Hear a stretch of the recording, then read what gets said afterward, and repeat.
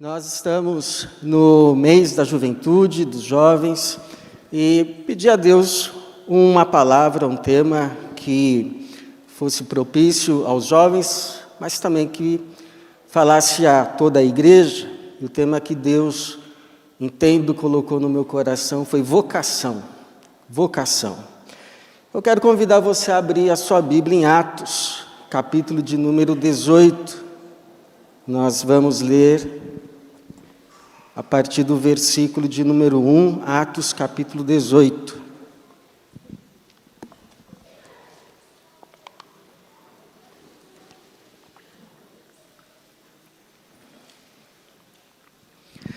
Atos capítulo 18, nós vamos ler a partir do versículo de número 1.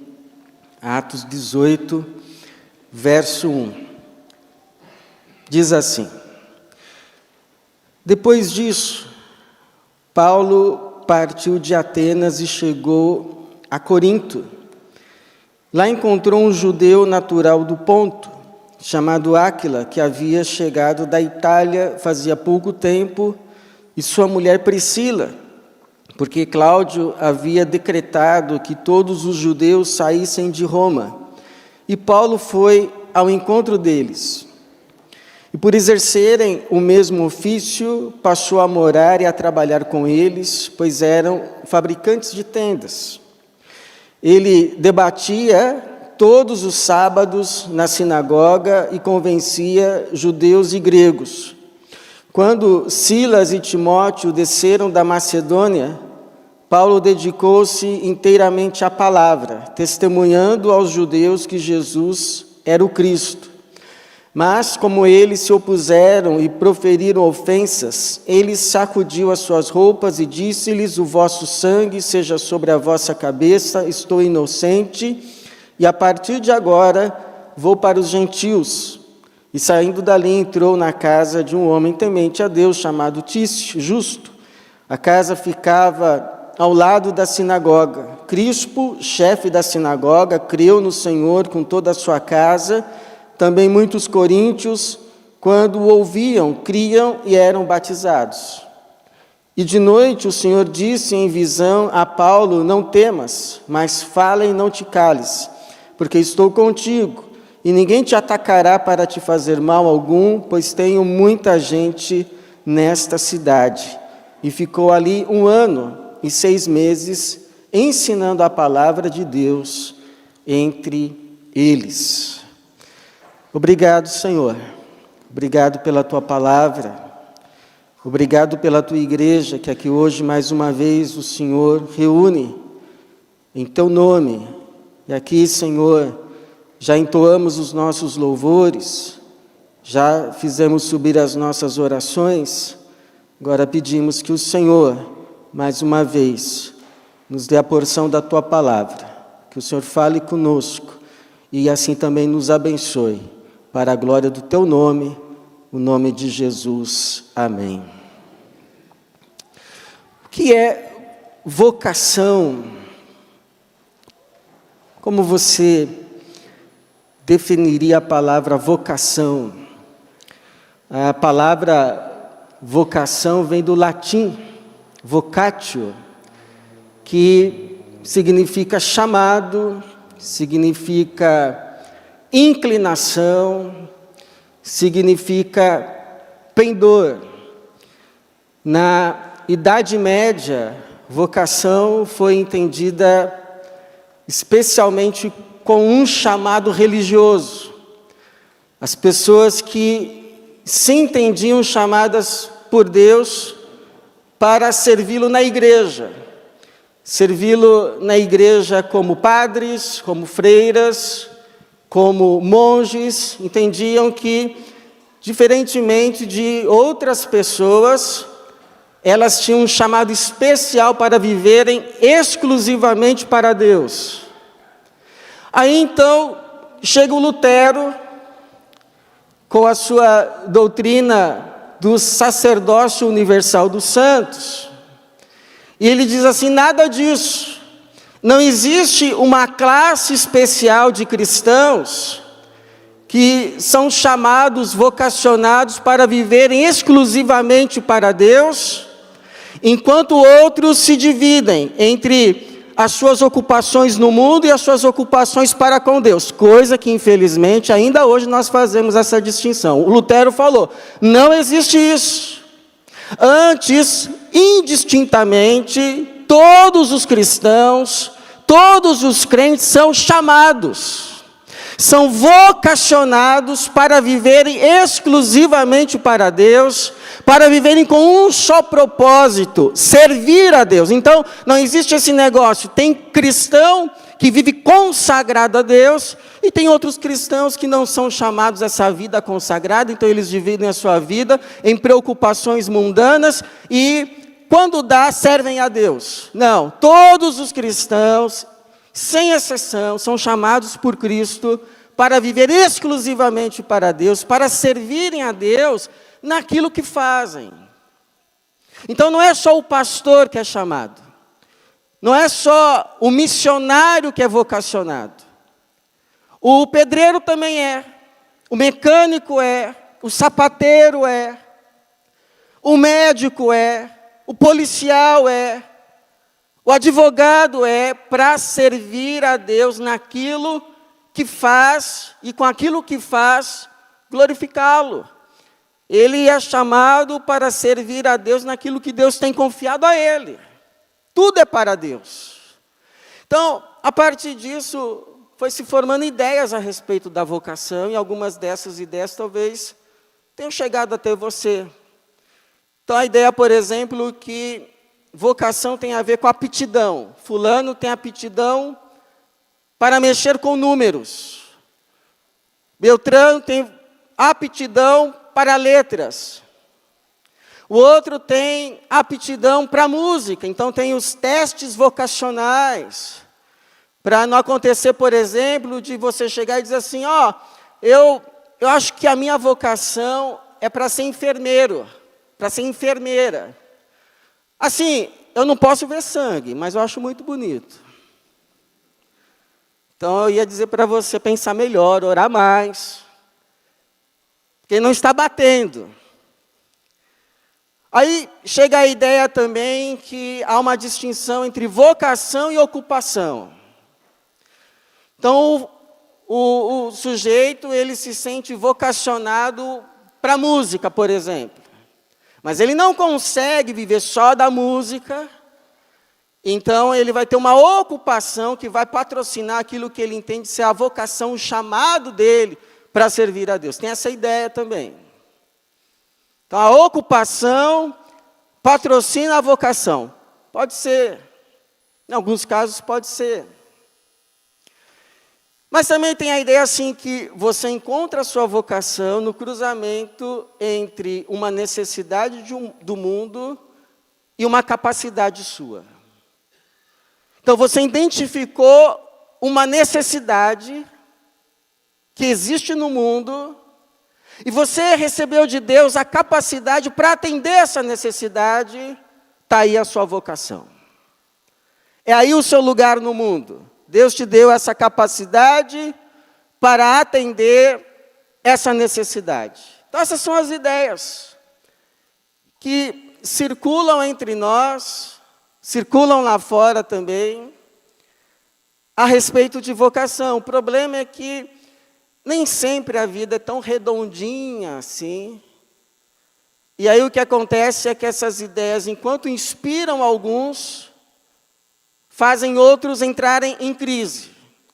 Porque tem gente que diz assim, bom, pastor, mas eu já identifiquei uma necessidade no mundo, eu tenho a capacidade de atender essa necessidade, mas não me dão oportunidade. E aí começam as crises. A crise de outro é assim, não, pastor, até me deram oportunidade, mas eu desperdicei, e agora não sei se volta mais. E agora o que eu faço? Então a pergunta que a gente precisa responder hoje é, afinal de contas, o que a Bíblia fala a respeito de vocação, de chamado, O que a Bíblia de fato fala sobre isso? Então, nesse texto aqui, que a gente lê a respeito de Paulo, tem algumas sugestões para nós a respeito de vocação, de chamado, ocupação. A primeira verdade, irmãos, é que não importa como você pense, como você entenda, como você lê a sua vida, como você julga, se você aproveitou bem as oportunidades, se você não, se você está no seu chamado, se você não, enfim, saiba de uma coisa, Deus não joga a sua vida fora. Deus não joga a sua vida fora. A gente vê isso na vida desse Paulo que um dia foi Saulo. Ele que vivia indo de cidade em cidade com ímpeto fora do comum para perseguir cristãos, para fechar, destruir igrejas. E aí um dia ele se converte, ele tem um encontro com Jesus, ele é salvo e Jesus poderia virar para ele e dizer assim, olha, o fato de eu te salvar já foi muita coisa, por tudo que você fez, já foi muita coisa eu ter te salvado. Então, agora você fica aqui nesse banco, você espera até o dia que eu voltar que eu vou te buscar. Não, Jesus não fez isso. Mas Jesus virou para esse Saulo e é como se ele dissesse assim, bom, você tem essa inclinação, né? Você tem esse pendor, né? Essa força de ir de cidade em cidade cumprindo missões. Pois bem, então agora eu te envio de cidade em cidade também. Mas não para você destruir igrejas, mas para você plantar igrejas. E aí o Paulo vai, nesse texto que lemos, começa o versículo 1, dizendo exatamente isso. Depois disso, porque o Paulo não parava, Paulo partiu de Atenas e chegou a Corinto. Lembra Atenas, quando ele estava lá, pregou no Areópago? Aí terminou o testemunho lá, Corinto agora, Paulo. E se você for ler esse capítulo 18, ele prossegue em viagem, ele vai para Éfeso, ele vai para Cesareia, ele vai para Antioquia, ele vai indo de cidade em cidade. Ou seja, Deus não jogou nada fora. Deus não jogou o Paulo fora. Deus não jogou as aptidões, as inclinações naturais dele, mas Deus redimiu tudo, converteu a Cristo e redirecionou aos propósitos do reino. E com você, comigo, vai ser a mesma coisa. Eu já contei aqui uma vez a experiência que eu tive, estava diante de uma mangueira. E a árvore estava cheia de mangas, mas estava tão cheia de mangas, mas tão cheia, que eu olhei assim, e eu disse, meu Deus, mas que desperdício. Quem é que vai comer todas essas mangas? Aí, no outro dia, no mesmo lugar, mas chegou assim, um bando de passarinhos, de aves, e atacaram aquela árvore, e começaram a comer as mangas. E os fiapinhos que iam caindo no chão, as formigas ainda iam levando. Então pergunto, se Deus não desperdiça nem fiapo de manga, vai desperdiçar a tua vida? Jesus já disse, vós valeis mais do que muitos pardais. A sua vida tem valor para Deus, Ele não vai jogar nada fora, Ele vai redimir tudo, vai converter a Jesus e aos propósitos do reino. Agora uma segunda verdade. Chamado é para ser de Cristo, estar com Cristo, andar com Cristo e servir a Cristo. Porque se você me perguntar assim, pastor, você acredita em chamado? Pessoas que têm um chamado, sim, acredito, mas que chamado? Chamado de estar com Cristo. Chamado para ser de Cristo. Chamado para andar com Cristo. Chamado para servir a Cristo aonde quer que se esteja fazendo o que for. Desde que bom.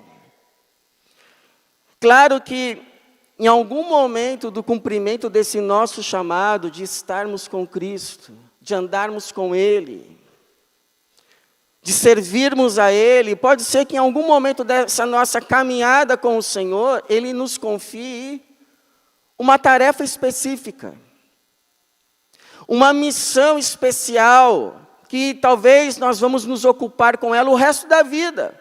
Mas ainda assim vamos estar no cumprimento dessa missão, dessa tarefa, em obediência à nossa vocação maior, o nosso chamado de sermos dele, de estarmos com ele, de andarmos com ele e de servirmos a ele. Porque o que adianta você fazer qualquer outra coisa, ainda que na igreja, se você não for dele, não estar com ele, não andar com ele? E não fizer o que faz de fato para servir a ele. Então, tem gente que fala assim, não, o dia que eu deixar esse trabalho, aí eu vou viver para servir a Deus. Quer dizer, você já não pode servir aí não? Olha só o que o Paulo vai escrever mais para frente aos cristãos de Corinto que estavam na condição de escravos. Olha o que ele diz. 1 Coríntios 7:20. Cada um permaneça na condição em que foi chamado. Cada um permaneça na condição em que foi chamado. Foste chamado sendo escravo, não te preocupes com isso. Mas se ainda podes conseguir tua liberdade, aproveita a oportunidade, pois quem foi chamado pelo Senhor, mesmo sendo escravo, e assim também, quem é livre é escravo do Senhor. Quem foi chamado sendo escravo é um liberto do Senhor. E quem foi chamado sendo livre é um escravo do Senhor. Ou seja, você quer ter a liberdade? Tenha. Se você pode conseguir, consiga. Mas isso não é condição para você servir a Jesus. Isso não é condição para você cumprir o teu chamado de ser de Jesus, de viver para Jesus, de andar com Ele. E seja o que fizer, fazer para a glória dEle. Esse é o chamado. Olha, por exemplo, o Paulo. O Paulo, em determinado momento do seu andar com o Senhor lhe deu uma tarefa específica, uma missão. Você vai pregar o evangelho aos gentios. Essa é a missão que eu tenho te confiado. E o Paulo, então, se esforça no cumprimento dessa missão, em obediência à sua vocação de ser de Cristo, estar com Cristo, andar com Cristo, viver para servir a Cristo. Agora, nem sempre as ofertas chegavam. Nem sempre o sustento das igrejas chegava a tempo. E quando não chegava, o que ele fazia? Fazia tendas. Que era uma ocupação, um ofício que ele tinha. Versículo de número 3, ele se encontrou com o Áquila e a Priscila, que eram judeus, fabricantes de tendas. E diz assim o verso 3, e por exercerem o mesmo ofício, passou a morar e trabalhar com eles, pois eram fabricantes de tendas. E por que que o Paulo não entrava em crise nessas horas da vida? Mas essa não é a minha vocação. Mas esse não é o meu chamado. Deus me chamou para pregar o evangelho. E eu aqui, mexendo com couro, mexendo com pelo de bode, fazendo tenda. Por que que não entrava em crise? Porque ele Primeiro, essa situação apenas limitou a sua dedicação, a sua missão específica, mas não a impediu de domingo a sexta fazer tenda. Mas no sábado, verso 4, ele debatia todos os sábados na sinagoga e convencia judeus e gregos. O cumprimento da missão ficou limitado, mas não ficou impedido. Ó, Paulo, vai ter uma reunião de oração na sinagoga quinta-feira. Você pode pregar? Poxa, eu não posso. Por quê? Porque eu tenho que trabalhar. Tá, mas e no sábado? Não, no sábado, estou lá. Conta comigo. Pode deixar que eu levo o ensino. E segundo, porque ele cria de fato naquilo que um dia ele ia escrever para os próprios coríntios. Lá nas suas epístolas, ele escreve assim: quer comais, quer bebais, quer façais qualquer outra coisa. Não é só cantar, não é só pregar, não é só trabalhar na recepção, não é só trabalhar na escola bíblica. Quer façais qualquer outra coisa, faça para a glória de Deus. Então, estou pregando sábado na sinagoga, estou servindo a Deus, para a glória de Deus. Estou fazendo tenda, estou servindo a Deus, para a glória de Deus, e vou fazer a melhor tenda, porque é para o Senhor, porque é para a glória dEle. Igual a história, né, de uma senhora que fazia vasos, e ela decorava os vasos de tal forma, excelente, mas ela não decorava apenas nas partes visíveis do vaso, mas naquelas partes que ninguém ia ver. E alguém um dia perguntou, mas por que a senhora se esmera para decorar essas partes? Ninguém vai ver. Não, mas Deus vai ver. Deus vai ver. Então, pastor, eu cuido de criança. Isso é servir a Deus? Ué, qual foi a missão que o Senhor confiou a Maria? Pastor, eu trabalho com limpeza. Isso é servir a Deus? Não, se você faz bem feito. Como você acha que o José, lá no Egito, serviu na casa de Potifar? Mas a Bíblia diz que o Senhor era com ele. Por que ele não entrou em crise? Pastor, eu trabalho numa empresa. Você não sabe como é aquilo lá, que rola nos bastidores. Pergunta, é possível servir a Deus lá? Difícil. Mas o Daniel não serviu ao Senhor na Babilônia? Vai ter momentos que você vai se sentir de fato na cova dos leões, mas o Senhor vai mandar um anjo para estar contigo. Porque é ao Senhor a quem servis. Lembra o que Paulo um dia disse para os escravos? Olha, sirvam bem, mas não só quando vocês estão sendo vistos. Sabe funcionário que trabalha de um jeito quando o patrão está e de outro quando não está?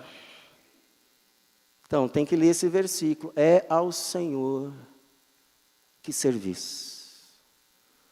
Você é um discípulo de Jesus, você vai ser o melhor funcionário ali, onde Deus te colocou, porque é ao Senhor que servis. É para o Senhor que você faz. É para o Senhor, é do Senhor a tua vida. Você que é professor, em nome de Jesus, você que é professor de escola pública, olha aquelas crianças, aqueles adolescentes, como meninas e meninas que o Senhor confiou a você. Serve essas crianças como se você estivesse servindo o próprio Jesus. Olha lá para aqueles rostos e vê Jesus, um Jesus adolescente ali. Faz o seu melhor em nome de Jesus. Você é discípulo de Cristo. E terceiro, irmãos, nada que a gente faça nessa vida, ouça isso, nada, absolutamente nada que a gente faça nessa vida é para sempre. Não é para sempre. Você pode chamar isso de profissão, você pode chamar isso de vocação, você pode chamar isso de chamado, você pode chamar isso de serviço, você pode chamar isso de emprego fixo, emprego temporário, bico, seja o que for que você chame. Você pode dizer que você está no lugar certo, você pode dizer que você está no lugar errado, você pode dizer que você faz o que você gosta, você pode dizer que você aprendeu a gostar, ou está tendo que aprender a gostar. Seja o que for, não é para sempre. Olha só, o tempo de fazer tenda de Paulo foi limitado, porque o versículo 5 diz assim: quando Silas e Timóteo desceram da Macedônia, Paulo dedicou-se inteiramente à palavra, testemunhando aos judeus que Jesus era o Cristo. Então, chegaram as ofertas das igrejas da Macedônia, inclusive as igrejas mais pobres do Novo Testamento. E eram as igrejas que mais ofertavam. Eram as principais cooperadores do ministério de Paulo. Então chegaram as ofertas. Bom, agora eu posso deixar aqui as tendas, não preciso dessa ocupação para gerar o meu autossustento, vou me dedicar àquela missão que o Senhor me confiou, que é pregar o evangelho aos gentios, começando pelos judeus. Pronto. Agora, até esse tempo, ali em Corinto teve dia para terminar. Se você for ver o último versículo dessa passagem, verso 11, e ficou ali 1 ano e 6 meses, ensinando a palavra de Deus entre eles. Então, tudo que a gente faz tem um começo, tem um meio, tem um fim. É por isso que Jesus disse: trabalhai enquanto é dia, porque vem a noite, que ninguém pode trabalhar. É como se fosse uma partida de futebol. Você tem 90 minutos para fazer alguma coisa. E uns acréscimos. Juiz apitou, não adianta mais correr, não adianta mais suar a camisa, não adianta fazer gol, não vale mais nada. Acabou. O tempo acabou.